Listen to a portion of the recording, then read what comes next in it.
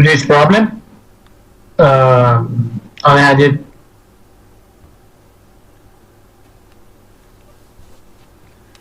another session, so I couldn't join the class in the for the first group. Okay. Is there any question about the last sessions? Any question?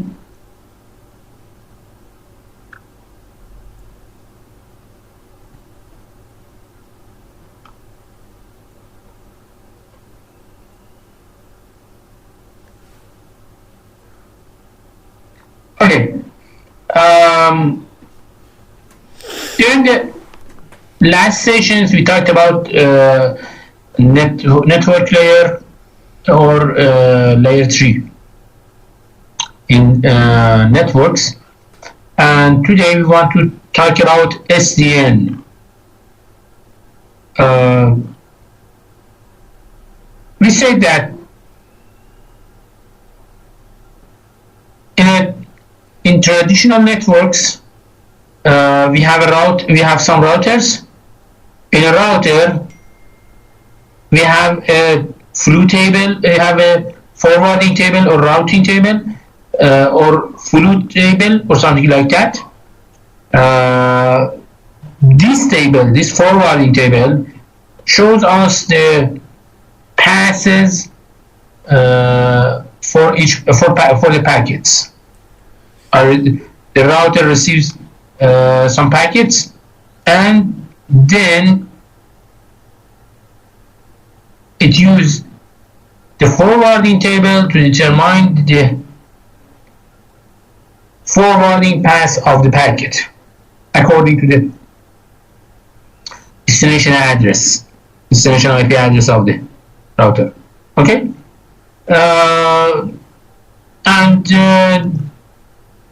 and inside the router, according to the fields in the header of IP header of an IP packet, we can make some decisions in traffic engineering and something like that.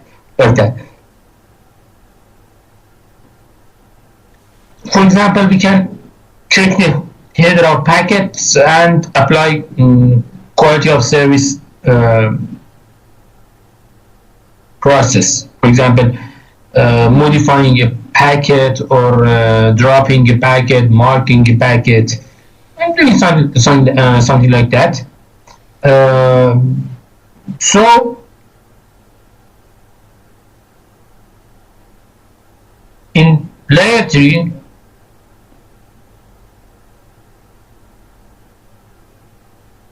we have to do forwarding, and also we have some other tasks to do, checking the header fields and applying some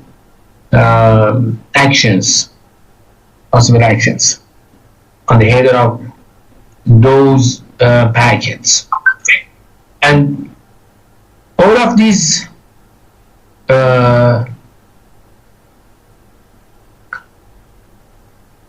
actions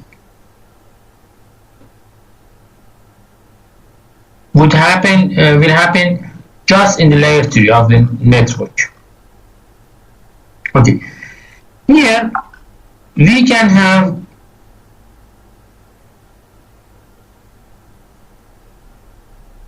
a flow table instead of a forwarding table in layer 3. But what is a flow table? In the network, we have a phrase flow, word flow. But what is a flow? A flow is a bunch of packets who are sending from similar sources toward a similar destination, or a bunch of packets with similar passes. So I define the flow as a bunch of packets who who have similar routes, similar passes toward their destinations. So I can group them, and I know that according to this definition, I know that I can see tasks, similar process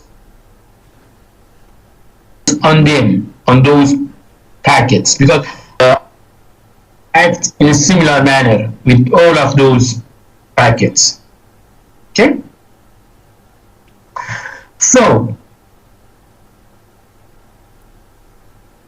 I can use this definition flow, to make decision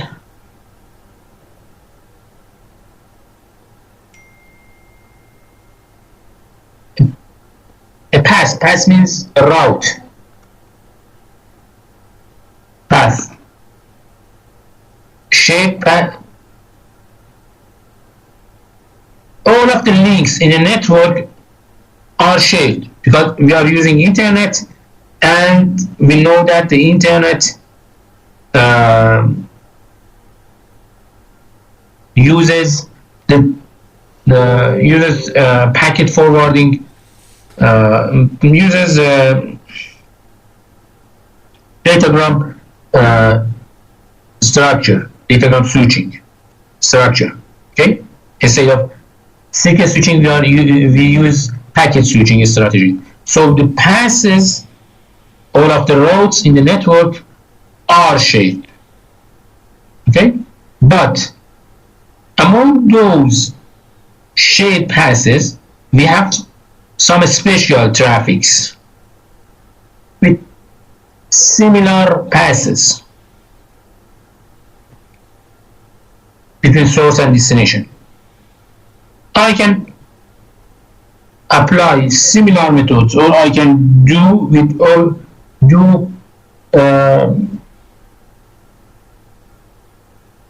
everything.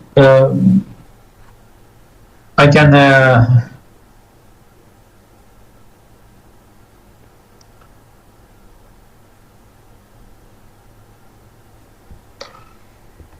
I can do similar process on those packets, and now and I call them as a flow. So instead of thinking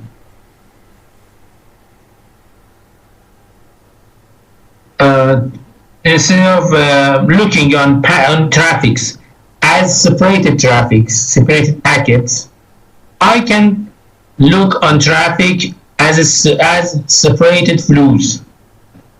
Just I should learn about those flows and apply similar strategies on them. So the only thing that I need is a flow ID. We know that in header of IP packet version 6, IP version 6, version 6, and IP version 6, we know that we have a flow ID field. Okay, just we can define that field in the routers in the path. Okay, in the path from source and destination, I can define those flow labels, those flow IDs, and then I'm writing that flow ID in the header of IP packets. So when a packet arrives to an IPv6 router, and instead of checking the destination IP address, the router can check just the flow ID or the flow label of the packet. The flow label in IP version 6 has 24 bits, but the IP address version 6 has 128 bits. So it's much easier using those full IDs is much easier than using IP version 6 addresses. So we can create a table similar to the forwarding table. We call it as a flu table. Okay, create this flu table, and in this table we just write those IP labels, those flu labels, and then in the next field we can simply write, okay, the IP for the packets belongs to IP, belongs to flu ID X, for example. Do something like this. For example, something like this. For example, send those packets via output B, output number B. Okay, or mark those packets, or applying other strategy. I don't know. Or even applying priority or count those packets, or doing something like that.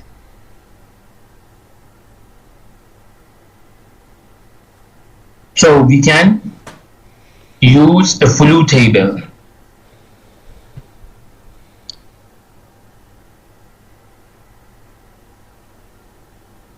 We use the flu table instead of the forwarding table to match the values in the header of the packets and doing something with packets, for example, dropping it, forwarding it, modifying it, I don't know, applying some priorities on the packets, or counting number of bytes or bits or something like that, or number of packets, something like that. Okay.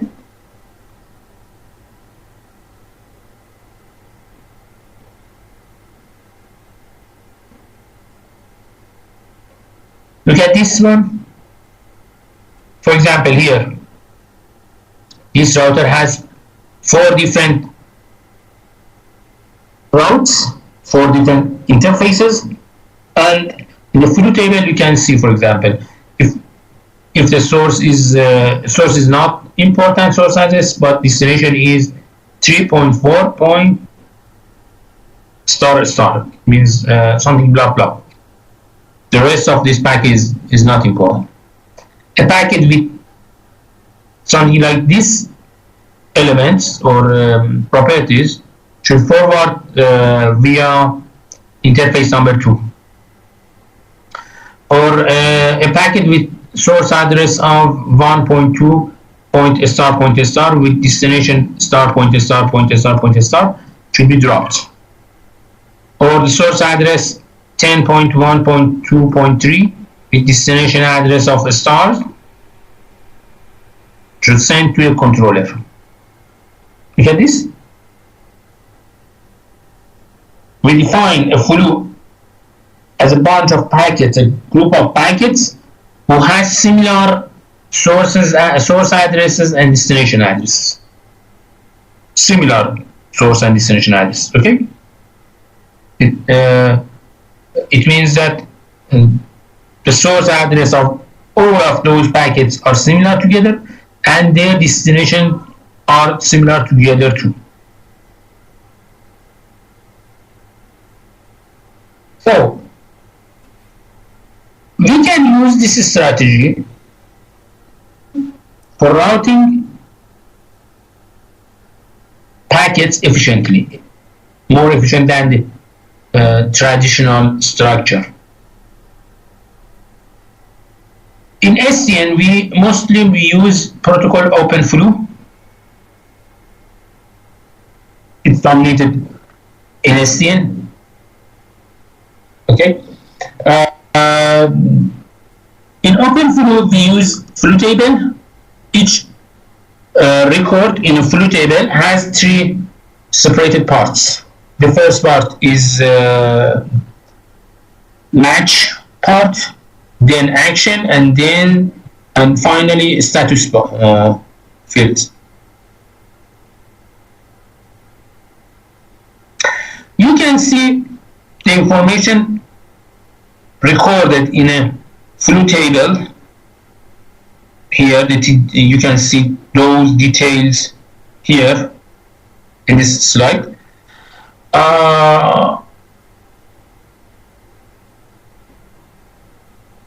I never ask you to keep this information in your mind. Okay, don't remember. It's not necessary to remember them. But look at this one. To define a flow for matching, we are using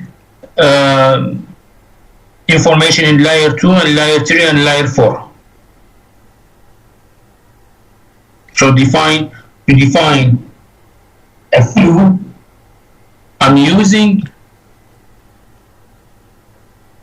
a combination of this information. For example, source MAC address, destination MAC address, Ethernet type, VLAN ID, VLAN priority, IP source, destination IP address, IP protocol, IP pass bit, TCP source port, and TCP or UDP destination port.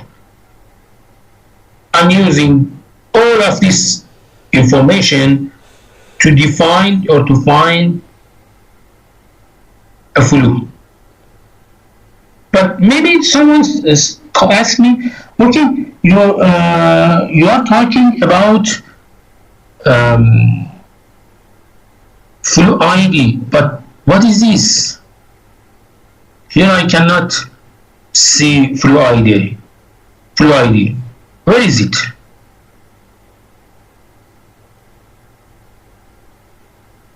Please, here I'm using this information with IP version 4. I have flow label or flow ID in IP version 6, not version 4. So in IP version 6, I can make it simpler than this. Use just a flow ID. But in IP version 4, I have not a flow label. So I have to store all of those information. This information can help me to determine different flows in a network. In action, you can see that the action can be forwarding or dropping or modifying or encapsulating and forwarding toward the controller. And status information are something like number of packets and number of bytes of those packets. There are some counter information here. Here you can see, for example, different examples of records of a flow table. For example, you can see here we are only care about the IP destination. If the IP destination address is 51.6.0.8, the packet should send through port number 6. Look at this example. Just I determine one field, not the whole of those fields. It's very important. In a flow, just in this flow, just I'm care about the destination IP address.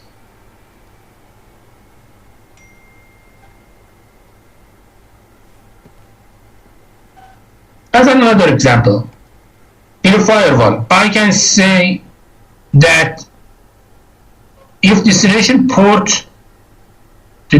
port number is 22nd, packets should be dropped. It's a firewall strategy. Or if the source IP address is 128.119.1.1, again, the packet should be dropped. Okay?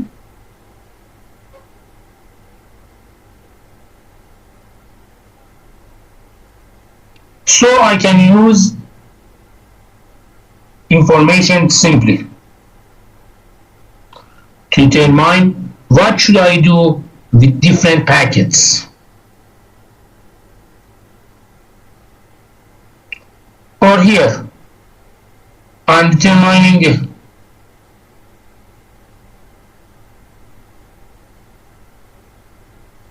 a flow using its destination MAC address.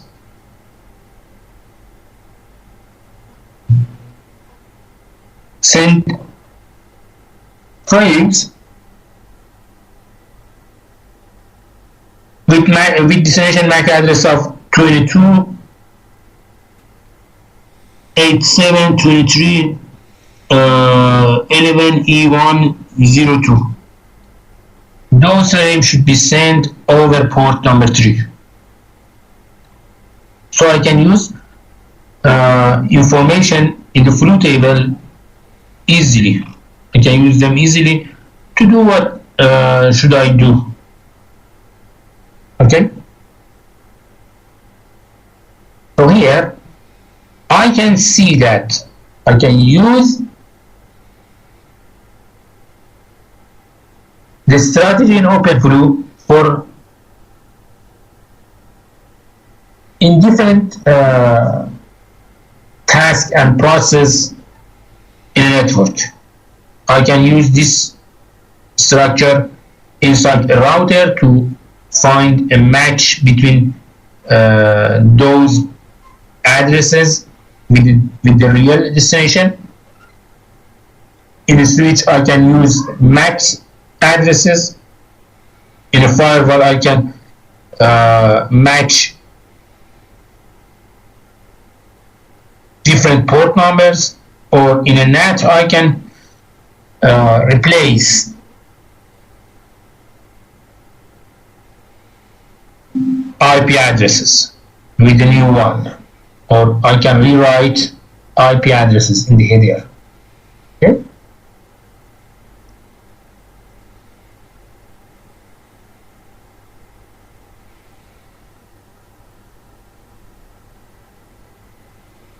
But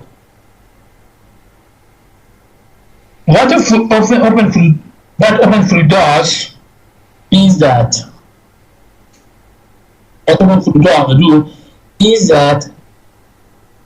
I'm using a controller, an OpenFlow controller. This controller gathers the information inside the whole of network, all of information of all of networks, okay, all element in the network, and then it creates the flow table.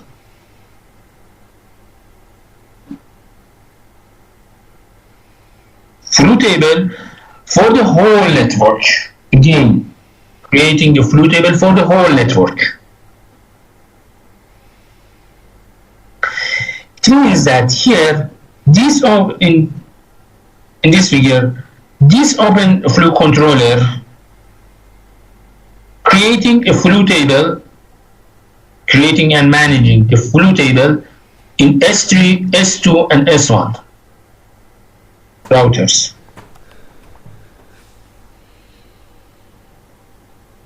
It means that those routers, those 3 routers, just do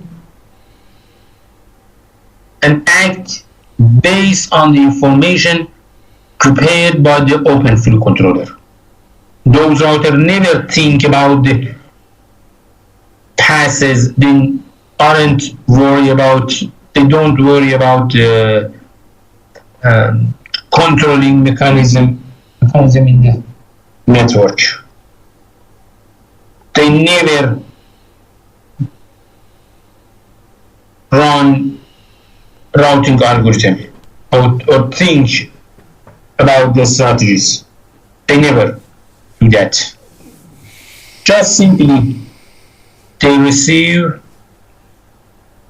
the information.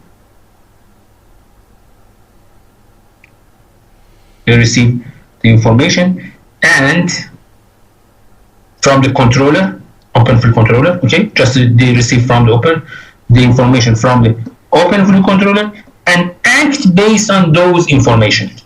They just update the flow tables based on those information and then act based on that. So this controller determines the passes inside the network. For example, this controller says, okay, host H6, for example, should send his information from in the pass from S3 to S1 and then S2, for example, to H4, or from S2 to H3. And at the same time, H5 should send its packet to S3, S1, and then S2 to our H3. Okay, these routes are determined by the open flow controller. The controller decide and manages all of systems in the network. So by this strategy, I can apply different policies in my network centrally. Why? Because the controller make decision about the whole network. So I can apply my, for example, security strategy in the controller about the different traffics in my network. Look at this one. Example, the S3 learns that it should do something like this. The S1 learns the information in its flow table, and S2 again learns about the flows around itself. Okay? And again, I should repeat that these information are prepared by the controller, by the open flow controller. This router never run routing algorithms by themselves. They just receive the results from the open flow controller.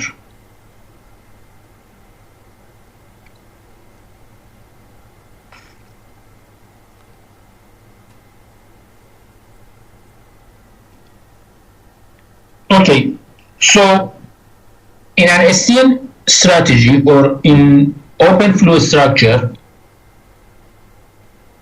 I'm making decision in the controller, and then I advertise those information to different routers and systems in the network, and they should just find a match and take action. Local actions. Those actions are locally inside a router, inside a switch, inside a firewall. But who determines them? The controller inside the network. So simply I can see a network programmability in this strategy. The programmer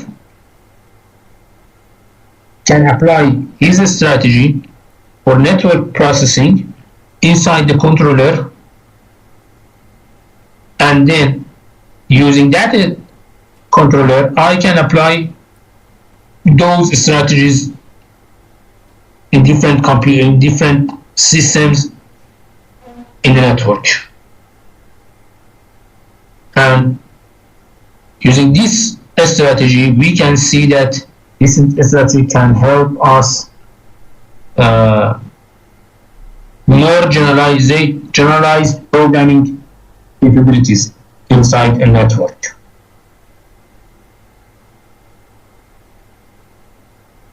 Okay.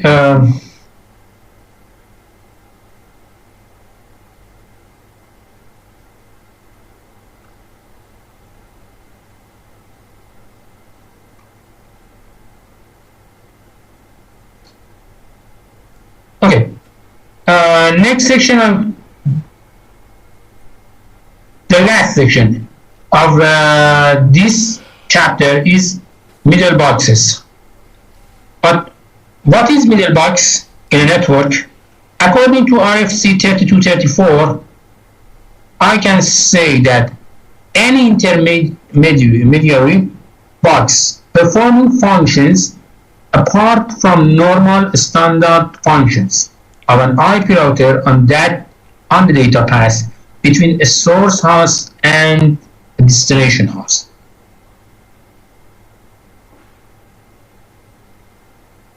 In a simpler form, mid boxes are those network process along the path of network. We have several services, several network services in the networks. For example, we talked about NAT. We know that NAT is one of the fundamental services inside the network. For example, firewall IDS. They are security tools, security process. We have load balancer. They shape the volumes of traffic in my network.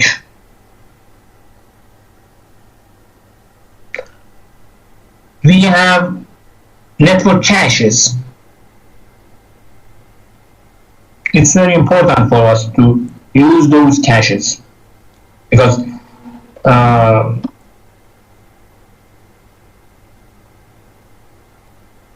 they help us to reduce the network delays along the paths. We have several specific applications inside the network. For example, CDN or content distribution networks. We can distribute different information between different networks. For example, let's suppose that I have a TV network. Okay, a TV inside Iran. Okay, if I send information from a central server, it would be congested. Why? Because it's one server. Instead of that, I can define different servers in different regions inside the Iran, in different cities in Iran, and then I can replicate the information from my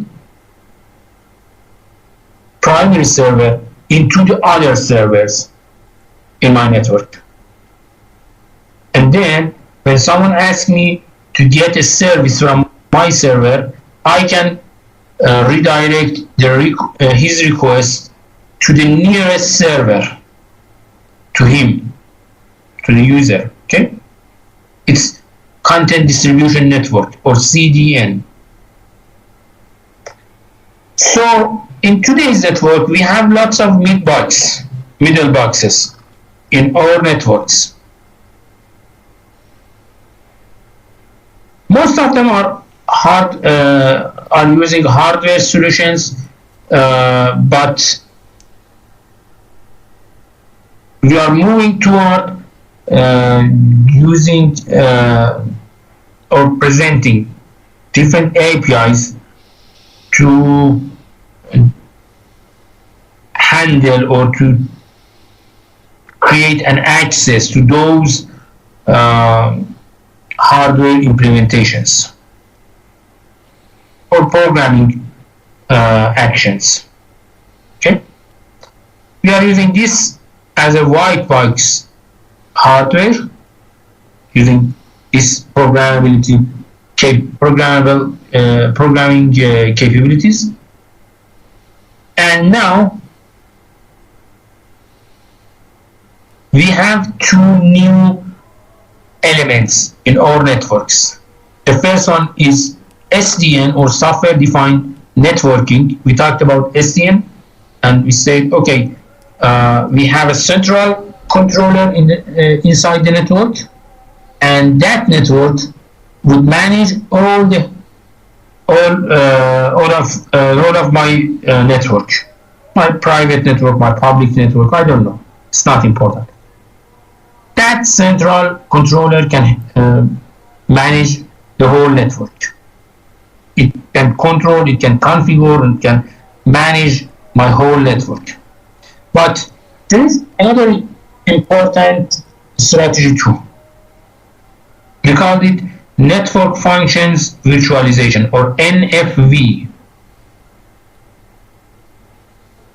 NFV is tied with SDN. If you read or follow the papers in computer networking area, you can see mostly SDN and NFV are tied together. They come together. Okay. In NFV, we try to virtualize the server of network functions or the server of network process. Virtualize all of them. For example, instead of having physical routers, I can prepare virtual routers or virtual firewalls or virtual gateways or something like that. Same as computers. Okay, in today's computer networks or applications, we can see there are several virtual machines are created and are managed in data centers in different organizations. You have several isolated virtual machines. Okay, and you can see the benefits of those separated machines. Instead of using a physical machine to handle the whole services, I can present several virtual machines, and then in those virtual machines I can define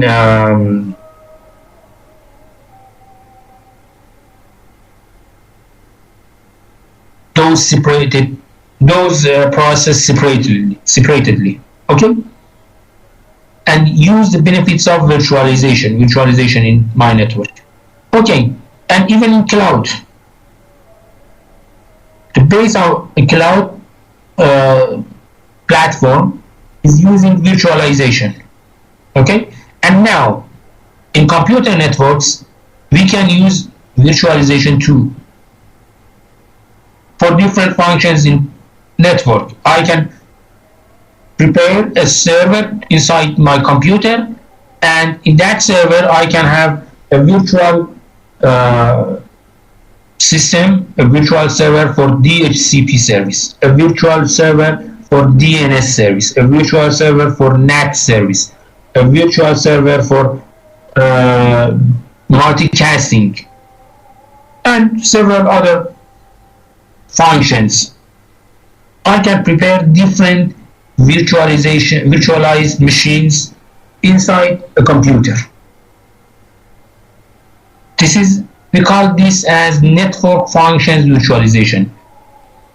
It's the future of all current networks. And again, similar to SCN. Again, here we have white box hardwares, programmable services over the networks.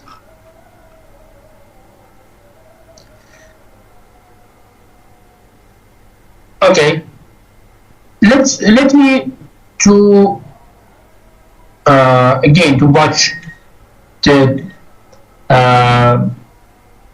TCP/IP protocol stacks. If I look on TCP/IP protocol stack, I can see this stack has 5 different layers. Each of those layers has its own protocols. In the first assignment, I asked you to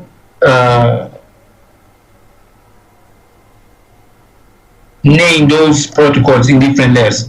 For example, you could say, okay, in the layer 2, I can see, for example, Ethernet protocols, point-to-point protocols, Wi-Fi, Bluetooth, or something like that. In layer 3, we have IP protocol. In layer 4, we have TCP or UDP protocols. And for example, in layer 4, I have HTTP, SMTP, RTP, and other protocols. Okay? But it's very interesting that among these protocol stack, in the middle of these layers, in layer 3, we only use IP protocol. The only layer with only one main protocols. In the rest of those layers, you can see a bunch of different protocols, several protocols. Even in layer 4, we have 2 different protocols. Okay, but in layer 3, all packets should be sent over IP protocols. They should cross the IP protocols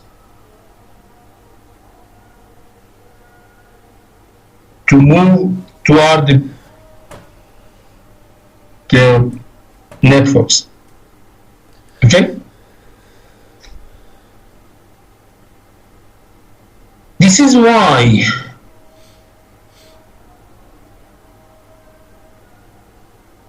the IP protocols became dominant in today's internet.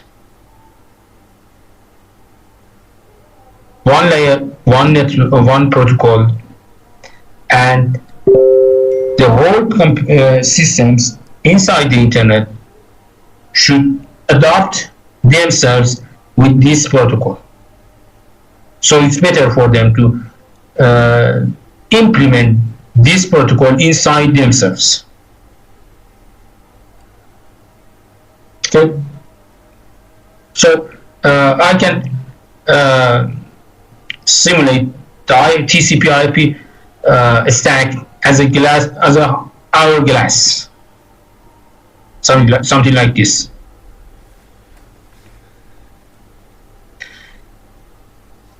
But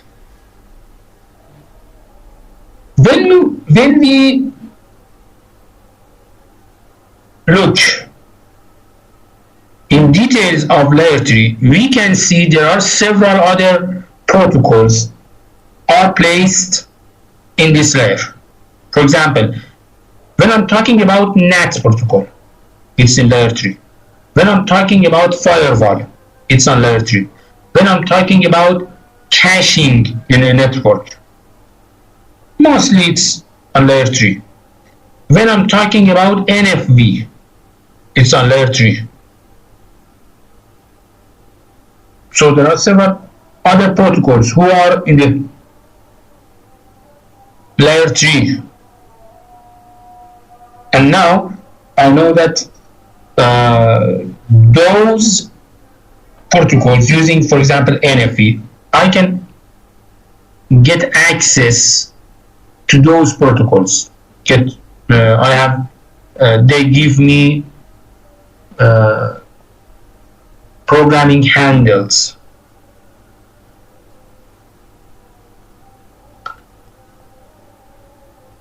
Okay. So When we talk about internet,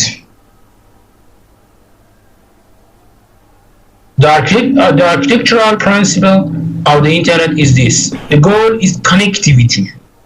The tool is internet protocols. Internet protocol or IP.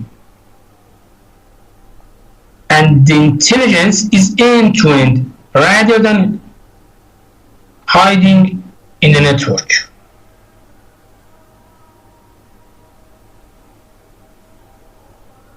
You can read ISC 1958.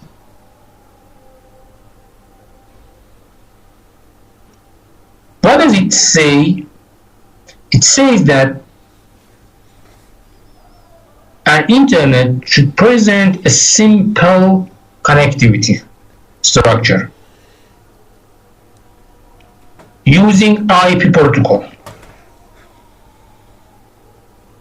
And this protocol should hide the whole complexity of network to me. Should hide all of those complexity from me. It should be intelligence.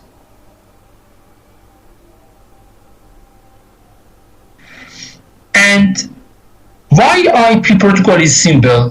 Because it tries to move the complexities to the edge of networks, the network edges. It tries to make it simple, a simple core. If I try to compare it with the circuit switching strategy, in circuit switching strategy, we have a reverse conditions. In circuit switching, the edge of networks are simpler, but the core of networks are very complex.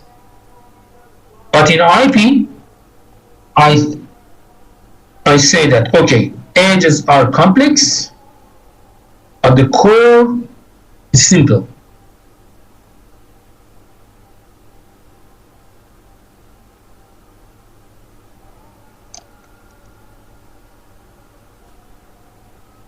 And I can say that it's a trump card of IP. Why IP protocol conquers the whole networks in the world. This is the reason. It's simple. I want to send the traffic. I want to connect to internet. It's my hardware responsibility to handle the problems with this connection. It's my network, my access network responsibility to handle the complexity. It's not the problem with the core of the internet. It's my problem, my network problem. It's very important. For example, in traditional public telephone, if you remember, or if you have information about the public telephones, you can see that. For example, if I want to add one phone line to my my telephone center, I should prepare several hardwares to do that, or I should have enough capacity to do that. But in computer networks, in internet, thus I'm connecting to internet when I need. It's very simple. Just when I need. Wherever, whenever. It's not important. My network, my computer, my network should handle the connections. It's not the responsibility of core of internet. Okay? And now you can see in several protocols in IP, TCP/IP protocol stack. Most of network functionalities are working end to end.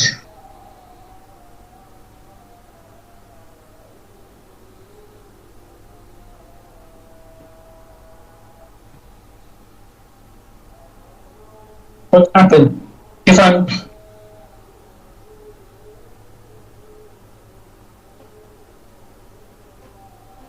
excuse me, wait a minute, please.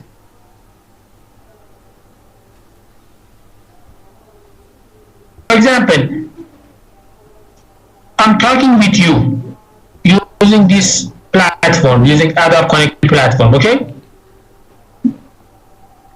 In this service, I need a reliable data transfer. I need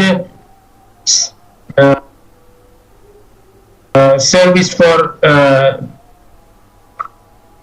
I need a service to handle congestions in the network. But I know that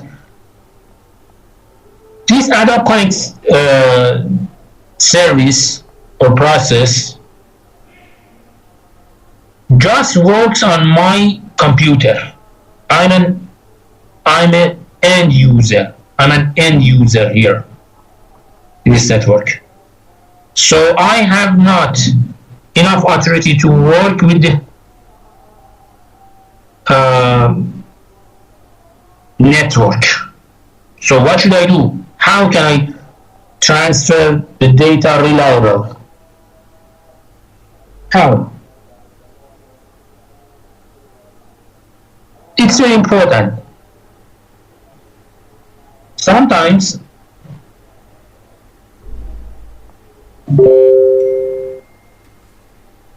I can use some protocols inside the network to prepare some reliability in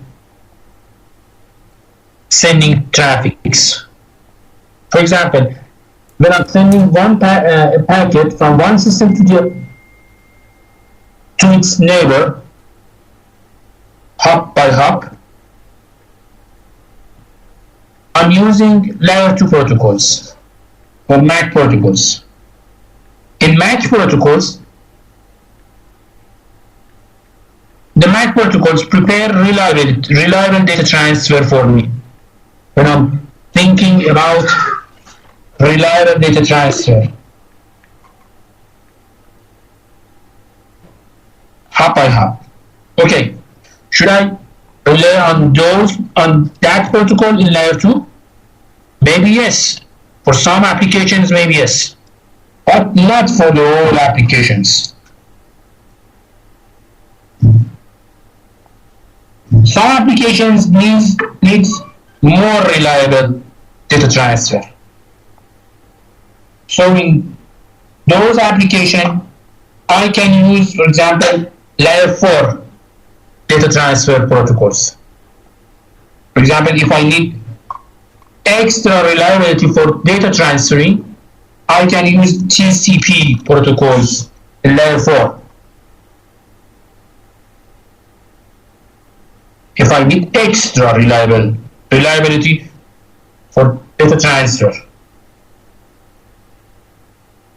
If the reliability prepares in layer 2 is enough, I can use UDP protocols in layer 4. But if I need extra reliability, I can use TCP protocols in layer 4. For example, if I need congestion control strategies, I can use TCP protocols. It's an end-to-end protocol in layer 4. But my network also has several tools, several processes, several strategies to handle congestion inside the network by itself.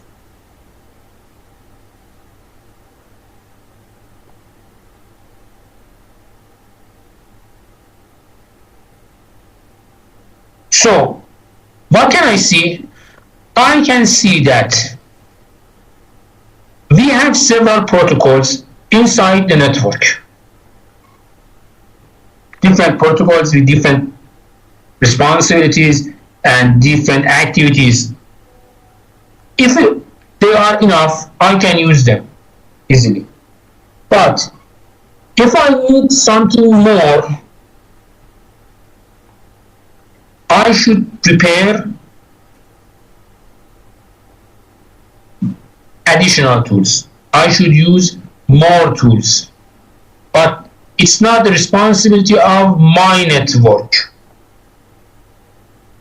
My network does its best to transfer the data between the source and destination.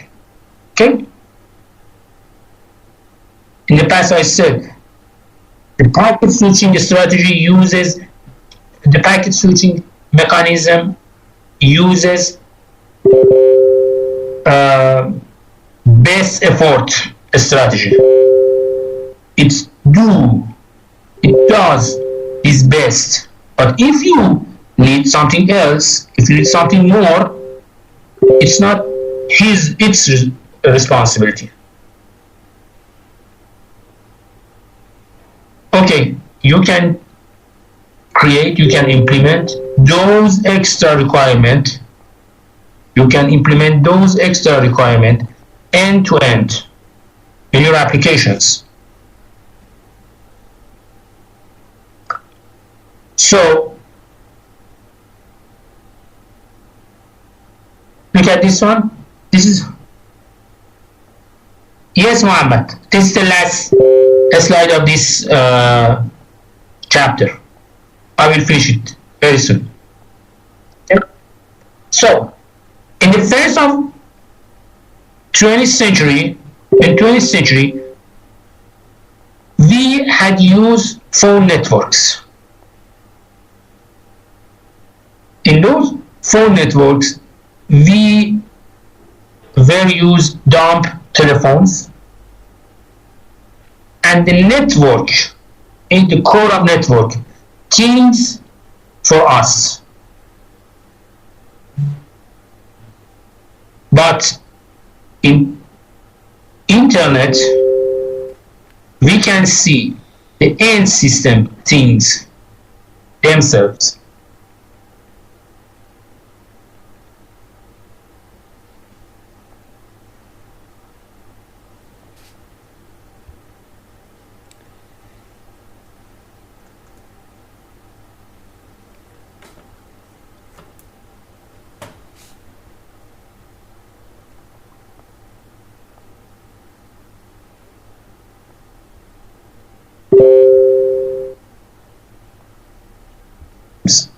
If you break a telephone, a traditional telephone, if you break it, if you open it, you can see there is nothing inside the phone. Okay, but if you open the door of a, for example, a cell phone, back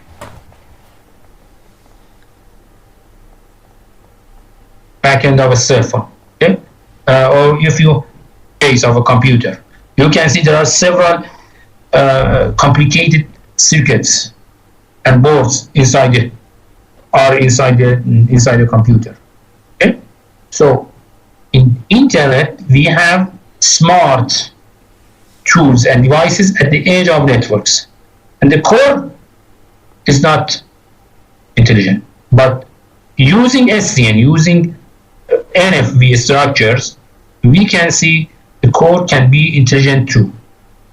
We can write programs, several other programs for the core of internet. So we are moving toward programmable network devices, programmable computer networks, intelligent networks, intelligent end systems. So we are moving toward a new age in the human lives. Okay? That is the end of chapter 4. Is there any question? Any question?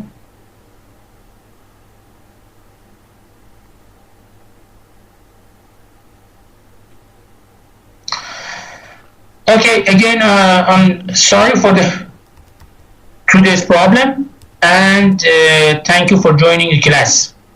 Have a good day and bye.